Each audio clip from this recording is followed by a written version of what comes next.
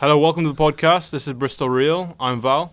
I'm Jerome. And I'm Tom. And today we spoke to C Campbell, who's a Director and Chief Consultant at Capit House Digital Marketing Services.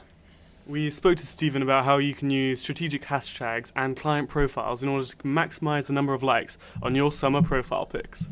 Please remember to like, comment, and subscribe. You can also leave us a review on iTunes. That helps us out a lot. And thank you for listening. Hope you enjoy it. Make sure to listen out for the last two questions because we speak about both biohacking and intolerance, and he actually gives really lucid answers on both topics, so have a listen. Today we're with the Director and Chief Consultant at Capit House Digital Marketing Services, Stephen Campbell. Thank you for coming on the show. You're very welcome. Could you tell us a bit about what you do at the company? And two main aspects. We separate out. Capit Hauser is actually a digital agency, and so we have a number of clients where we manage their digital campaigns on a monthly fee basis. And essentially what that does, assuming they have one, if they don't have one, we'll develop it, assuming they have a business strategy. And when I say assuming they have a business strategy, if someone says that you have a business strategy, my next question is, can you show me? And when I say I want to see a document, because if you don't have if it's not documented, you don't have a strategy. Yeah, in my books. Yeah. Because we're very process driven, and if you're process driven, you know, if you're going to build a car, you do something. You do bumper, you spray the bumper, you put the engine. So it's got to be written down. And how often do the companies not have the document? Smaller companies don't. Right. And the bigger companies, typically with the smaller companies, we'll take it on for them. But the bigger companies, I'll typically go in and spend a week or 2 weeks actually consulting, and looking at what they have already and sort of refining. Smaller companies, 5-10 people, tend not to have that because they're focused on their core competency. Mm-hmm. So they've come up with a new widget, and they're in love with the widget. And very often what happens is there's this disconnect where people forget that the widget is for someone, and it's called ideal client profiling. And of course that could be either business to business or business to consumer. And if your product or service is for business to business, it requires a type of business strategy. If it's business to consumer, it requires another. So that's the digital stuff, and I do marketing training. I have a business to business branding program, a channel marketing program, and a digital program. Correct. So separate too. Mm-hmm. And you talked about when we actually recorded together on the Amplify Us podcast a few weeks ago. Yeah. You also mentioned that you did some engineering at university, and how did you kind of make the transition? I did electronic engineering first at Sheffield, and I did a master's in computer science. And I worked for Transport and Road Research Laboratory, and then HP. Transport and Road Research Laboratory, in case you don't know, there are machines which drive across the roads, the motorways, for example, and it will give you a readout of how slippery the road surface is. So they have basically machines run across, there are laser beams bouncing down and going through these calculations. I was doing all the number crunching for that stuff. Then I went to HP, and when I moved to HP, I moved into technical marketing. So I was still a techie, but I was in marketing. I saw this thing over the way, customers, because when you do engineering, all you want to do is bury your head in front of the screen, And then I got invited to a few customer meetings where I had to explain some of the stuff of the technology, and I was like, whoa. And I woke up one morning, I said to my manager, look, I want to go to marketing. And he ignored me. I found out it was purposely, and 3 months later, I went back to him and said, look, I told you I want to move to marketing, you haven't done anything. And he said, the reason why I didn't do anything because I want to see if you were serious. Yeah. Then he gave me a mentor, and I ended up in full-blown marketer, traveling around. If you don't know if you read my bio, there's some Silicon Valley, and then I managed in Japan for 3 years, and people always talk about the importance of mentors. Like, who was yours, and do you feel they were absolutely pivotal in getting you where you are today from lumber crunching? Yeah, that's a great question, actually, and it's a good question for people who are thinking about getting into business and stuff. You see, so there was me in engineering, and of course working in marketing. You could observe all the stuff, and there were some really smart people doing some. For example, we went through. I had the privilege of going through a few new product introductions where we designed a brand new product. In this case, it was data storage devices. Yeah, you archiving data.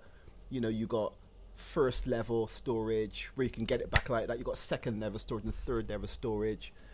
Design a new product introduction. Of course, you have to talk to customers and get all the data back, and some of these guys were just brilliant. And being able to have someone like that where you would meet with once a month, and they'd say, okay, here's a project for you, I want you to do this, and you'd say to yourself, bleep, because you'd be scared. You're thinking, I remember the first time they said to me, they said, okay,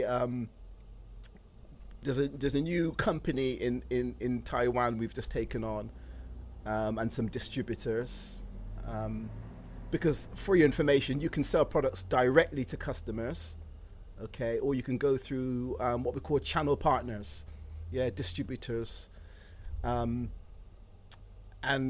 they said, this customer's doing $1 million a year, and they gave it to me. I remember driving home, and I was myself. Yeah. But you had this mentor. You could say, look, I'm thinking of doing this. Yeah. And then the first business trip, it was like, okay, you're going to Taiwan. Like, but you could sit with your mentor and say, this is what I want to do during the meeting, and they'd say, yeah, that's okay. And it would just, and after a while, you'd keep leaning on your mentor, and eventually you'd say, I think it should be done this way. So I think I'd advise people listening, if you want to get into something, you go seek out a mentor. Are they easy to find? I'd say in this interconnected world, no. Yeah, I mean, you guys are with it, with all the social stuff. All you got to do is to hit someone up, bring something with you. In this case, I was in the same company, so it was okay. But if you're not associated, bring something with you. Offer something. Connect them with somebody or something. Some people talk to you for 15 minutes once every 2 weeks or whatever. Yeah. So it's not just like directly asking someone to be a mentor. It's more of a kind of mutual agreement where you just meet and. I'd say, well, in the company, the guy was my mentor. But let's assume now you're trying to get into something, and you get onto social media and you look for experts. And you find some expert, okay? You find their podcast, you find their LinkedIn profile, and you're doing something. Obviously, you're doing something. You could connect with the person, and say, "Look, I'm doing this. Can you take a look at it?" Yeah, and there's got to be something in the person's resume or background. You think, "Wow," and when I say bring something, offer something. Say, "Look, my uncle works for this company. You can talk to him. Could you, I mean, if I get these LinkedIn requests, and you got shared connections. So if it's a shared connection, I can say, oh yeah, he knows me through a certain person. But sometimes you get one out of the blue, and it just says connect with me on LinkedIn. I look at it and think, and most of the time I just ignore it. Okay, when I get one out of the blue and there's a message there saying, I looked at your profile and I see this, and so then I connect. Yeah. So I'd say, think about although you're thinking about what's in it for yourself, think about what you can actually bring and give. And there always is something. You might be thinking to yourself, well, I haven't got anything, but you do. Yeah. And LinkedIn is a great tool for that, it seems. It's wonderful. Yeah, the tools that are available to us now, LinkedIn, Twitter. Twitter's amazing, yeah. again, if, using Twitter strategically can pay back big dividends. Okay. What is using Twitter strategically, though? When is it just mindless garbage? Scroll. When is it actual, pivotal strategy? I get the feeling our Twitter account isn't strategic. Yeah. So this is what we talk about strategic digital marketing, because there's so much content being produced every second. So how would you determine when I go into Twitter, typically when I tweet, I get 1 or 2 followers. Okay, so there are a couple ways. So we all know about hashtags. Yeah, we all know what they are. Yeah. So when you tweet, use hashtags. Okay. There's some data I was looking at the other day, and it said the tweets which get the most recognition have about 2 or 3. You see some tweets, and every line's a hashtag. There's like 12 hashtags in there. People zone out on that. Okay, so there's the hashtags. We'll come back to that in a minute. And of course, there's the attachments. And I've done the testing myself. You can attach videos or images, and almost in every. I tweeted today, and I got a new follower, and the image was attached to it. Okay, so what I do, I have presentations, which given company, So typically, I'll get one slide from the presentation and do a screenshot of it, and I'll explain what's on the slide in the tweet with some strategic hashtags. So typically I'll use hashtag digital marketing or hashtag social media strategy, and for you listening, that's just because that's relevant to me. Okay, today I did about branding.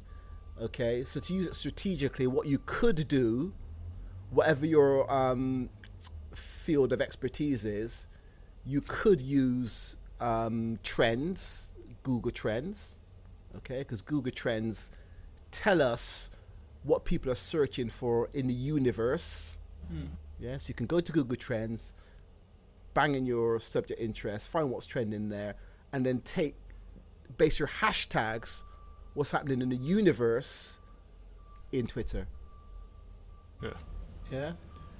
Well, the thing is about images and videos. Yeah. Logically, you'd think that videos have more of effect. Yeah. But they don't. Yeah, it's images that do. Do you know why that is? I perceive that it's because Twitter is very here and now, and people can't be bleeped to click the video, to watch a video, even if it's for a minute. Right, yeah. The short attention span. You got a graphic there, colors in there, some arrows and stuff, and whoa. Yeah? And there's also some data about Facebook, about the fact that if you put a YouTube link in your post versus if you upload the video to Facebook, it's way more effective if you upload the video to Facebook. I think we were actually talking about this yesterday. We were talking about this yesterday when we were talking about best way to generate it. Yeah. But moving back to the data, you say you run tests yourself. Do you take what you learned to HP and where was it? Sorry, BT, Transport Roads. Yeah. Do you take those data analytics skills that you learned there and then apply them to your current position now as an analyst and consultant? Yeah. As I said, marketing fundamentals are it's like, physics and all that stuff. I mean, I did physics. They're still teaching fundamentals of physics because they're fundamental. Yeah. I think gravity is still 9.81 meters per second. Yeah. And so it's like we took new products into countries and grew the business to tens of millions, through analysis and making partners and stuff like that. So the answer is yes. And on top of that, keeping abreast of all this, because I mean I know some people are scared of it, but all this digital stuff, I just find it so exciting. So what I try to do because I have a technical background, is to keep abreast of all the digital stuff, whereas some of my peers can't, or just scared to, oh my God, I can't do it, and layer them atop of the fundamental stuff. You know, things, for those of you listening, there's something called a marketing mix. Yeah, the 4 Ps: product, price, place, and distribution. Yeah. If you take those 4 fundamentals, you can redefine. I have a slide, something where I talk about redefining the marketing mix. So taking the marketing mix, and looking at what's happening in the digital sphere, and sort of talking about the marketing mix in terms of digital form. So, for example, you got the price is one of the 4 Ps. Okay. Well, in digital, what you can do, you can test pricing like that. Yeah. Bit of clever programming. Yeah. People come to a landing page. You can detect the IP address. Yeah. If the same person comes, you can show them the same price. If another person comes, you show them a different price. Yeah, and you can have 100 people come and you can show 100 different prices and see how all those people respond to the price, and then, for example, makes sense. Yeah, yeah. That's good. And how do you think? I mean, there's a point to where you can spend too much time on social media. Where is the line you draw to a point where a company is marketing themselves too much in the wrong way? Because I think it gets repulsive at a certain time. People switch off. I just have to ask you a question. I don't know what marketing yourself too much means. It's spam.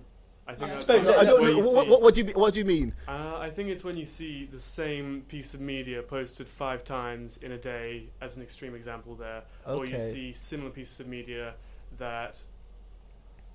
It's where it becomes irritating. It's actually a very fine line. I agree with you. When you say irritating, what do you mean? I just get bored of it. It's tedious. Do you get bored when you see another MacBook Pro ad?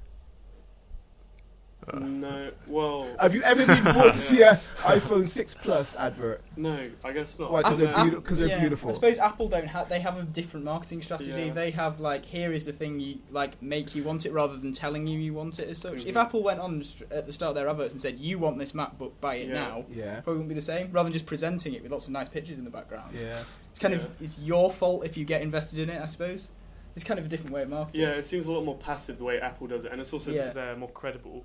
You feel like you have more respect for it, whereas if it's a business that you're unfamiliar with and they're very aggressive in the way that they sell their product, then it becomes irritating.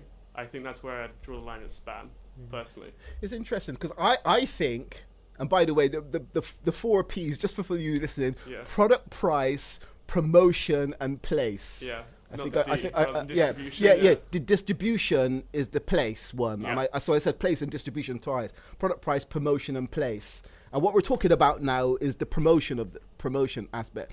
It's interesting what you two just said, because I think you've answered the question for yourself. There is something we deal with, which we talk about ideal client profiling, where you build the profile of ideal client in terms of demographics, where do they live, family background, ethnicity, football clubs they like, are their parents doctors or builders? Yeah, there's something called psychographics. Yeah, simple way to explain that is McDonald's market to the parents, but the consumer is going to be the children. Mm-hmm. Yeah, so there's the decision maker, and there's a person who's going to consume it. Yeah, and there's also the person who's going to pay. Right?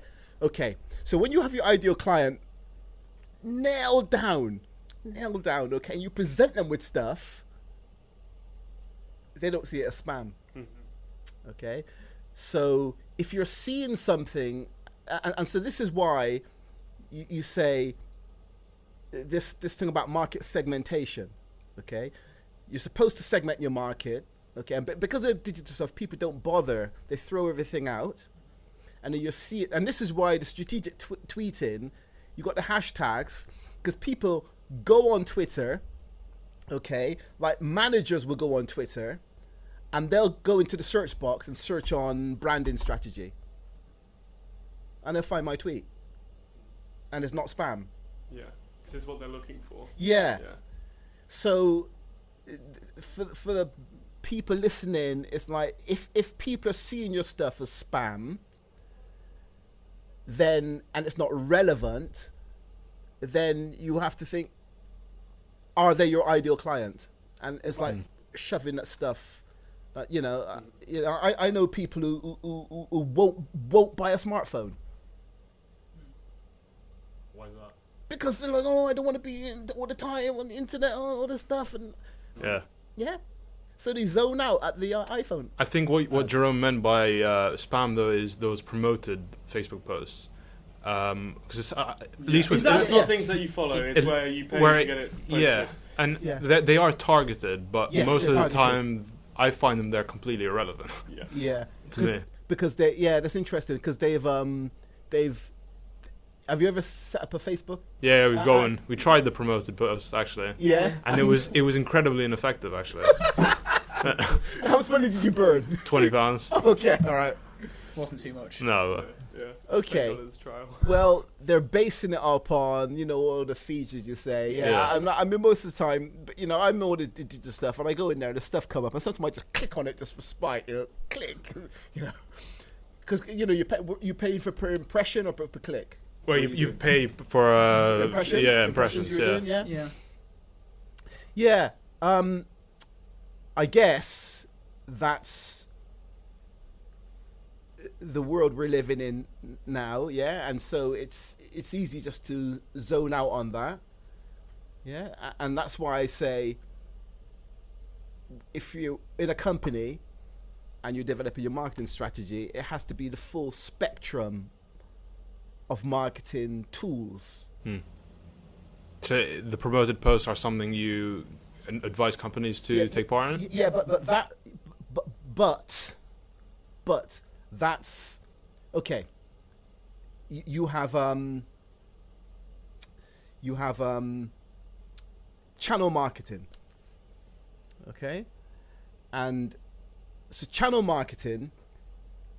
Okay, summarized in a minute, there are two ways that a company can use to interface with clients. One aspect is to actually deliver the products and services. Yeah, you want to buy this pen, you got to go to the shop and buy it, or you buy it off eBay or something, okay, and it gets delivered through your post box, you go in the shop, yeah? But to learn about the pen, you can learn about the pen from the radio, through a podcast, all these there's two aspects, yeah? So that's it. Okay, so let's talk about the promotion aspect. You got the promotion aspect, and there are pre-internet, marketing still existed. Henry Ford still marketed his cars. Yeah? There are direct mail. There's the telephone, there's trade shows, there's distribution catalogs, there's all this field of stuff. What you have to do is to integrate both of them. Yeah? So we do direct mail still. Yeah? Okay. And every month I go and buy a pack of second-class stamps. Yeah? Good old stamps. And we do some research, and then we'll write a letter and sign it, put an envelope, and actually post it. Are they effective? The response is like 60-70%. Wow. Versus the stuff it's like, because it's very targeted. Okay. How do you identify the people that you want to send the letter to? Ideal client profiling. So you got to be really, really clear about what it is that you're selling. Or okay, let me rephrase that. Really clear about what it is that you're presenting to the marketplace, which is of value. Okay, forget the selling thing.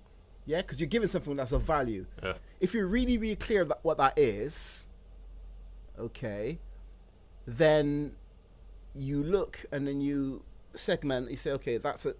So for example, So I do consulting with businesses, and sometimes people say, "Can I see you?" Yeah, and I talk to them on the phone, and after 2 minutes, I realize they're not my ideal client.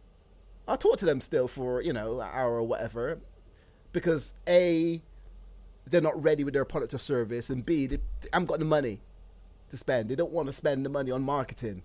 Yeah, and they're talking to me because they want me to teach them. Yeah, you want them to do a brain dump so they can do the stuff. And I'm thinking, well, there's so many moving parts. Yeah, I mean, you guys are you studying stuff. I mean, someone can't. You're going to study all this stuff for what, 4 years, whatever? 5 years. Yeah, 5 years, right? And then someone comes and says, tell me what to do in 2 hours. And you're thinking, well, as a professional, they should pay you. Well, yeah, but it's impossible to do it anyway. Yeah. I mean, I could give you a brain dump and all this technical marketing stuff and all that, and then you'd walk away and think, okay, how's that useful? Yeah, and there's still a reason why there are marketing directors in companies, because they actually do something. Do you think there's? I don't want to say it in a negative way. There's often a perception within other people who aren't in marketing that marketing's a bit woolly and they don't like it, and that's just marketing speak. That's an insult. Yeah. Like, why do you think that is? If you're saying it is so technical and there's so much depth, why do you think people have a negative view of it almost? If they know they're being marketed to, they might not like it. Well, part of it is ignorance, and I think part of it is the general. I'm going off into my personal development sort of mindset here. Part of it is to do with the negativity that generally surrounds us in society. You turn on the news, it's negative. Open the newspaper, it's negative. If there's nothing negative, there would be no news, would there? Mm-hmm. So generally, people are like, "Oh, you're pushing this thing on me," and when the reality is, we consume things because. That's why I rephrased when I said about selling. What it is, you see something and you perceive that you would exchange your £10 and get something which is worth the £10. Mm-hmm. That's all it is. Yeah. You want to buy a car, you spend £5,000 on a Nissan Micra, or you spend £45,000 on a BMW. And you perceive that the £45 is worth it. £45,000 is worth it. So, I think there's a lot of general negativity because most people are work 9 to 5, so they're on the other side, of the spectrum, and they're the very few people who are actually producing stuff for the marketplace. Yeah, so the people who are producing stuff understand, I've got to let people know about this. I've got this great thing. I've got this great new pen. I want people to know about it. And I think just generally people prefer to just moan about things rather than to... Because if that same person, what I say to people, if that same person came up with something really brilliant, I say to them, well, would you want everyone to have it? And they say yes. So that's marketing.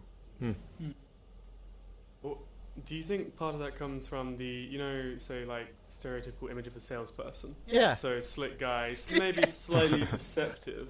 Yeah. And like almost trying to cheat you out of your money. Do you think that might be where the negativity comes from? Yeah. And what's your experience of that as a professional? Have you seen people work on deceptive tactics, or is it generally good nature?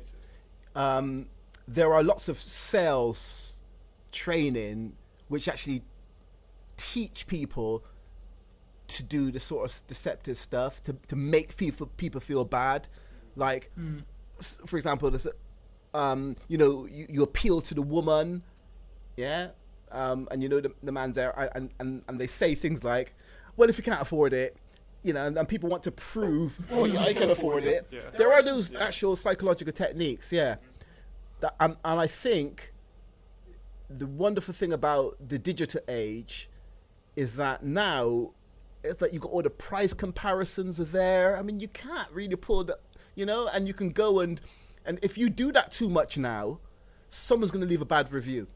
Yeah. Yeah, and you can't stop them. Mm-hmm. Yeah, and that one bad review could trash your business. Yeah. So yeah, I do believe that, and that's why, you know, business have to operate with complete integrity. You know, I contacted Portugal a few years ago. Portugal is the former head of marketing for Virgin America, and she was at the beginning working on a digital strategy, and it's commonplace now where you got a room full of people on Twitter, yeah, but it wasn't common 5-6 years ago, yeah, when she was working with Richard Branson, Virgin America. And, you know, they had people, you know, they had the Wi-Fi on board in the Virgin planes, and they had people on the ground monitoring the tweets. Yeah, and when people complained about the food, they would call back up to the plane and said, oh, seat 27A, complain about the food, and someone would come and say, you know, yeah, real-time service delivery. Yeah. So I think it's wonderful. Yeah, and so it forces businesses to, you know, the snake oil type salesman, to be really, really professional. Because if you're not, someone's going to find you out. Mm-hmm. You mentioned earlier on about using podcasts as a possible platform. Yeah, we see a lot of companies, you know, starting their own podcasts. Yeah, how effective are they? Because I mean, personally, as a consumer of a lot of podcasts, whenever I see one, I avoid it at all costs. It just doesn't interest at all. What doesn't interest you? The corporate kind of, it seems like corporate companies are trying to take over a new kind of platform where it's supposed to be all kind of. It's quite obvious why they've started. Yeah, it's like all the young people are here. Let's get in there quick. And they seem to be kind of like messing up with it, but. So you're. Is that a point? So the question is, what is actually? What do you think about it? Is it actually a useful thing for the companies to do, or is it something that they feel that they need to do and it isn't actually that effective? I'll go back to fundamentals. Okay, channel marketing and segmentation.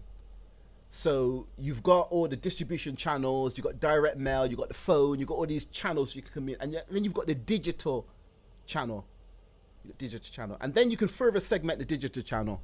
Okay, search is a huge thing. You know, every second someone is typing in a different search term into search engines. Okay, they're being logged into a database somewhere. Yeah, and then just by looking at the keyword research, you can determine all those keywords based around your business could tell you what people are looking for. That's one segment. That's one segment of the digital channel, search. Huge. Video. Absolutely huge. People looking for information, want to buy a car, a new vacuum cleaner, a new mic. You see a video somewhere, you can see someone using it, explaining about it. To fast forward, another segment of the digital channel is podcasting. So the question, do you use it for your business? I flip back to say what I was saying before. Ideal client profiling. Is your ideal client likely to be listening to those podcasts? If the answer is yes, then do your podcast. Yeah, so it depends upon what business it is, but I think it's likely that most companies can benefit from a podcast. Okay. It's likely. Yeah, and it's interesting about jumping on the bandwagon or whatever. Yeah, it's likely. Yeah, because it's content. Yeah. And if you're selling something, whether it be a car or a tractor, there's got to be information about that people want. Yeah, and we're as human beings, yeah, we're visual, audio, kinesthetic. You can look at something, read it, or a video is much easier because you've got the sound coming, yeah? Or you're on a train and you listen to your podcast. Well, you're saying that almost every company could benefit from it. My dad's recently moved to this new... It's basically, he works within the construction chemical industry. It's very very old school. Yeah. People still sell things via the phone and all these sort of things. Yeah. So anyone in this industry would probably say that all these sort of things that you're saying are It's just not relevant. Would you, if you went into a company like this small company that my dad's just joined, what would you say to them? Would you say, "Oh, start a podcast, get Twitter"? Like, okay, they would instantly say that's not what we do. Construction chemical. Okay, so I don't know the company, but I perceive that they would fall into the business to business category. So they're selling their products and services to other businesses. That's the first thing. Okay. Typically, some of the main differences between business to business and business to consumer. Business to consumer is very driven by price. The decision is made on the spot. The decision is made by the individual, typically. Yeah. Mm-hmm. Yeah. And what we call the sales cycle is very short. Yeah. Business to business, decisions are group focused. Sales cycle can be a year or even 2 or even 3 years. Yeah? Decisions are made over a long time, and very often price doesn't come into it. And what I mean by that is if the value is stacked up enough, very often you can buy something for 3 times the price from one supplier, because you know if there's a problem, you pick the phone up and they're there. Whereas you buy a cheaper one, the quality might not be as good, you know, because if you're a business to business, you're buying a product from another company and you're typically wrapping it up and selling it on or using it to strip pay or something like that. And if it doesn't work properly, then it trashes your brand. Yeah. Okay, right. So with that backdrop, this is why I always talk. I've got to go back to fundamentals. Mm-hmm. So okay, with that brief explanation, okay. So typically something like chemicals, the specifications would be a key factor. Okay, in the chemicals that and what is going to do, the composition, and these buyers, you know, I've worked with a lot of these buyers. Typically, you got some real boffins, and they're real boffins, real geeks, yeah, and they want to know everything. So, typically, what you would do, you wrap up a manual, and there'll be a single manual. Nowadays, how about set up a membership site? Yeah, so as soon as you're going through the development process, you set up a membership site, and then you can update the potential customer with videos, with podcasts, with all the information they need, okay? And you will produce the final document, yeah, in 3, 4, 6 months, but it's a great way to keep the customer updated. So I would say that those type of companies absolutely should be moving. And I know there's reticence there, because I know lots of people, but sometimes people are scared of what they, you know, my mentor used to say to me, you don't know what you don't know.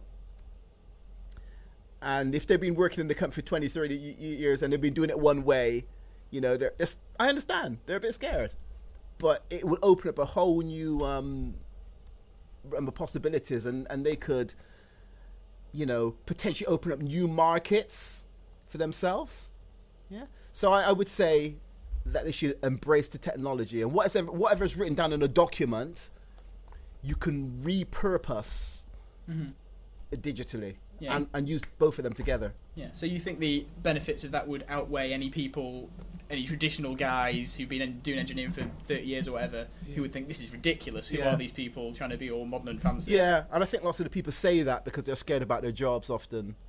You know, they're scared about, oh my God, you know, it takes me, I write this document and I've been doing it takes me a month to document this stuff and no one knows what I'm doing. And suddenly you got to do an update every week, a podcast every week, what you're doing or whatever. You know, that'd be great. Do a podcast, and you don't have to make the podcast public on iTunes. You can make the podcast and put it into your private membership site. So your customers got to do a username and password and log in and listen to the podcast on your website. Great way. And there's this thing. Here's this term. The difference is the difference. So you've got 5 suppliers, yeah? 5 suppliers, and they're looking at 5 suppliers all the time. And then all the suppliers are doing the same way, and then suddenly one company plucks up and say, by the way, we're not going to give you that long fat report anymore. We're going to give you one at the end of the year, but now here's a username and password. Please log in here, and all the details you need is going to be updated every 2 weeks. Okay? And the difference, they've set themselves apart from the other competition. Yeah. Even though the people watching that might not know initially that that's beneficial. They just say, "Oh, that's different." Is that enough? Because they might not know whether that's going to be better than a manual or not for them at that point. But what will happen is, something will happen. The guy will be on a train. He needs information. He hasn't got the document with him, but he's got his phone. Yeah, he logs in.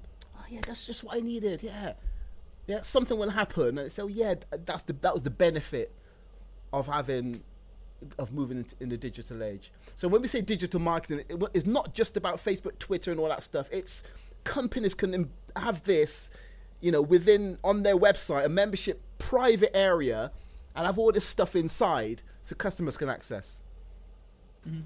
So I'd say absolutely embrace it. For example, they're developing a new chemical. They get someone with a video camera, can watch them doing the new formulation, the test or wherever, and whack it in the membership site and show the customer. Yeah. I'll show this to him. Yeah. See what he thinks. That's very innovative, sorry. Yeah, I would never have thought of doing it like that. Can you provide any examples where you've worked with a client and you've walked in and they've come to you or whatever, and they've shown you what they have, and you're almost in tears. They would bring this atrocity to you, and then you work with them for a couple of months, years, whatever, and you see a transformation from them as they were before to what they were at the end, and it's just a massive improvement, massive growth, quality, whatever. I'm tempted to talk about stuff in the last couple of years because it's all lovely. I went to China a couple of years ago to work with Swatch Group, and that was great, and I'm tempted to talk about it. But I tell you what I will do. I'll go back a decade, just before I left HP, and I was posted to actually I went to Japan for 6 months. I ended up staying there for 3 years. And so here's company structure now. You've got research and development here in the UK and sales and marketing in the UK, selling primarily throughout Europe and the US. And then there's this market opportunity in the Far East, and Japan is the biggest opportunity. So what you do, you staff up in Japan. Okay, so you staff up in Japan. So we got a few HP Japanese staff, and then we make some partnerships with local Japanese companies in order to penetrate companies like NEC and Hitachi and Panasonic. Okay, so we start selling some stuff. Yeah, they start trickling the sales, and then what happened was the customers would ask the local staff for something, and they just say yes. Then they turn around to us over here and say, "Can you do this?" And we'd be like, "What?" Yeah, the customer asked for it, and we just keep doing it because you had to do it. The customer's spending $3 million a year. I said, "Why are you asking for that?" And you ask the staff, and they say, "But the customer said yes." Yeah, and then I'd go over on business trip, and you'd get a little bit when you're there for 2 weeks, yeah? And then someone said, "Look, can you go for 6 months?" So I go for 6 months, and then you're there every day. The customer calls in the office, "Can we have this?" And the guy, "Steve, customer wants this." "No." Yeah? And the guy's like, "Oh my God, what am I going to do?" Yeah? So on the surface that you think to yourself, you got all the cultural, differences, and then to answer your question is the understanding of sometimes the customer will be asking for something and they don't really need that. Okay, and being able to understand the cultural differences and saying, "Mr. Customer, this is not what you need. this is what you need. Yeah, with all due respect. And watching the customer, if I'd stay in the office and my colleagues would go to the customer, the first thing the customer would say was, "Where's Steve?" Yeah, because they knew that they could be saying, "We want this," and they're waiting for me to say, what, "Can you explain?" And when they start explaining, they know I'm saying no, but when they're explaining, they're talking themselves out of things. So I think this term that the customer's always right is absolutely not true. Of course, when you got someone complaining, you train your customer support staff to be polite and everything, yeah?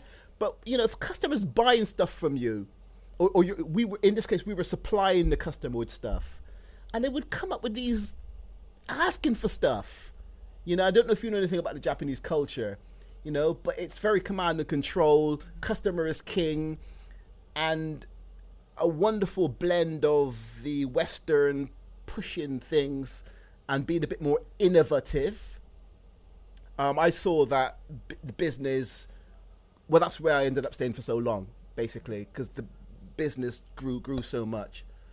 So to answer your question, I've seen it firsthand. So nowadays, okay, you have to be very polite, yeah, but I typically use the Socratic approach, where Socrates used to ask lots of questions to his students, and through that approach, you see customers talking themselves, looking and realizing that, I don't really understand or need this. It's similar to what you're saying. Is similar to what Apple and Steve Jobs talked about the customer doesn't know what they want until you actually give it to them. Yeah, and that's something what differentiates Apple completely different than all other companies. Yeah, in the tech industry. Yeah, it's like people are complaining now about the new MacBook. Yeah, it's only got one connector on the side. Yeah, and everyone's going on about it. You wait till a few years. Like, I think it's even like, laptops now without the optical drive. Yeah. People were complaining about that a couple of years ago, and now it's like, it's all standard. What do you need an optical drive for? You can download it, or just buy a cheap one if you do need it. So that's that. So I think, for people listening, it's about consulting. It's about guiding customers through a maze, and when you're in it, you just can't see. You just buried in it, like the chemical guys. They're pretty buried in it, and they just can't see. They've not worked with other companies. And one of the guys who I follow, a guy called Jay Abraham, one of the highest paid consultants in the world. Okay, and for those of you listening, great book, The Sticking Point Solution, if you're interested in that type of stuff. He's worked over hundreds of industries, and when I got into this, he said one of his advantages that he'd go into a company and be talking, and he'd say, "Well, I've worked with 50 companies and they're doing this. I could take that and put it in yours." And they don't know, because they've been working in their industry for 30 years. Yeah, so I think part of it is that, again, is you don't know what you don't know, and various industries do something one particular way. Yeah. So I think, that's, deodorant. Yep. Came from this. Holding up a ballpoint pen, guys. Yeah. Right. Yeah. Yeah. They got the idea for the roller ball from the ballpoint pen. Yeah. And the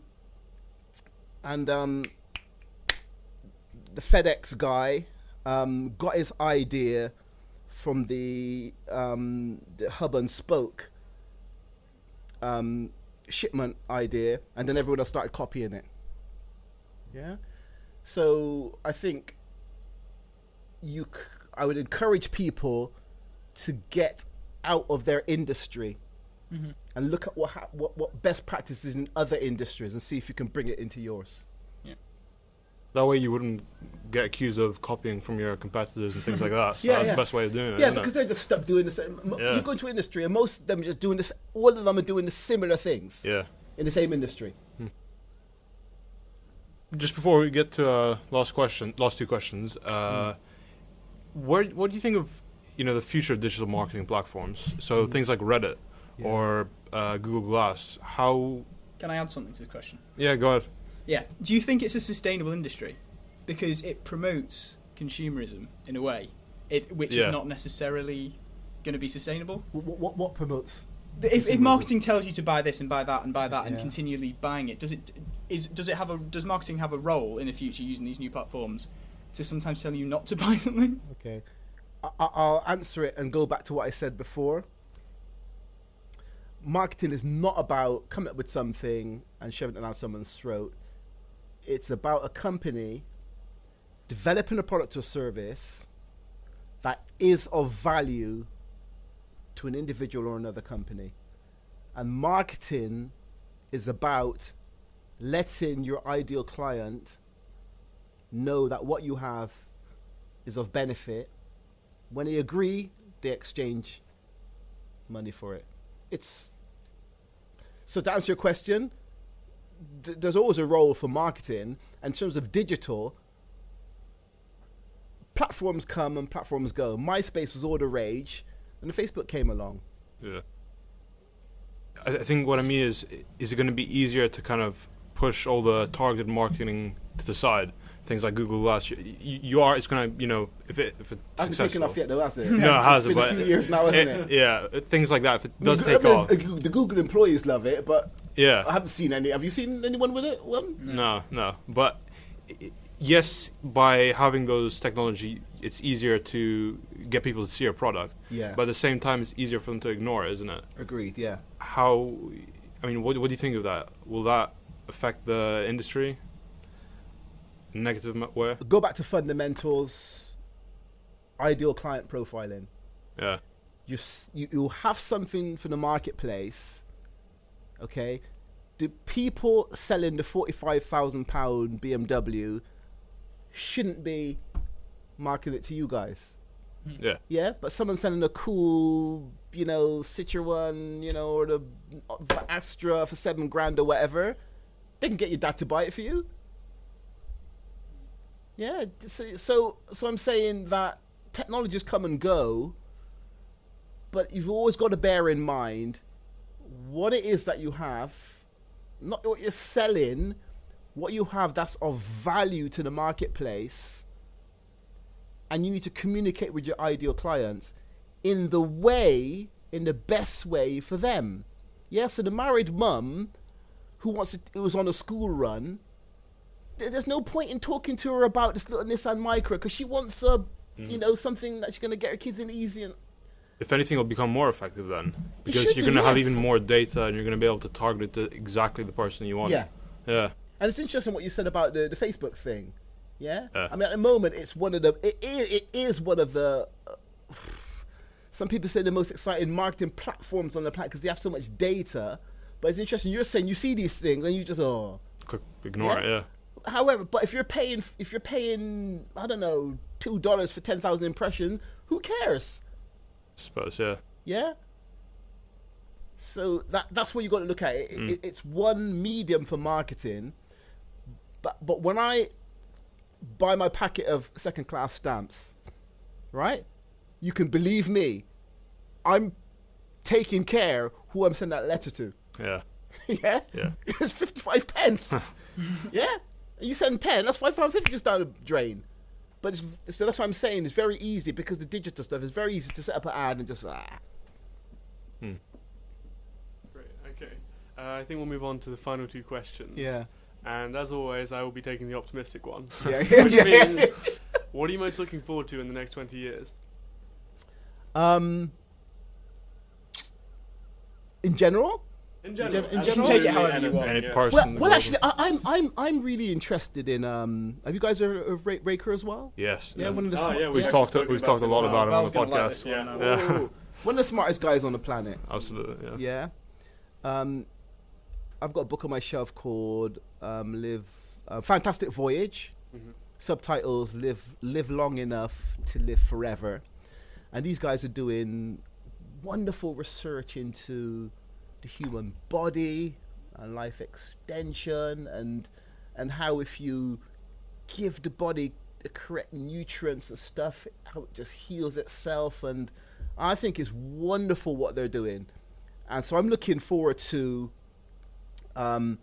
learning more about the right foods to eat, you know, the sugar, green foods, alkalizing the body, and how the body and the mind works in sync.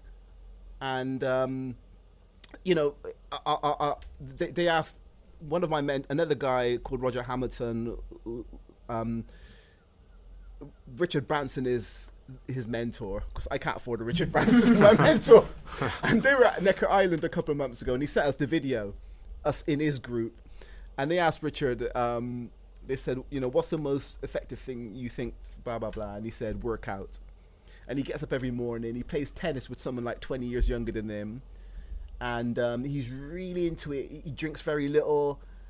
So I think as the digital age moves on and we learn more about technology, is how this technology comes into the actual human body and our actual effectiveness, how it affects the brain. Mm-hmm. So biohacking. Yeah, you know, because you can give, you know, they talk about the efficiency of the brain, how, you know, you got two people at the same task. One person's eating a certain type of food, and the other person's eating carrot cake and, you know, and fried chicken and stuff. And the other guy performs 3 times better because his brain's got the food. So I think that's very, very exciting, that aspect of things. Yeah, it is. And I think it was last year. He I think it was Ray Kerr as well. Yeah. He said the first person to live for 1,000 years might be alive right now. now. Yeah. It's just kind of mind blowing to think about. It's incredible. I mean, it's incredible stuff, you know. And you know, another guy, for you listening, guy called Eben Pagan, who I follow, you know, went to one of his seminars, and he did a section on what he eats, and he eats blueberries every morning because it's high antioxidant, and he takes this, you know, spirulina and all this algae and all that stuff. And these guys measure their blood like every 2 weeks, you know, because they got the money to do it, and they can see how they're performing. Because these guys, you know, once you've made 100 million, it's not about the money.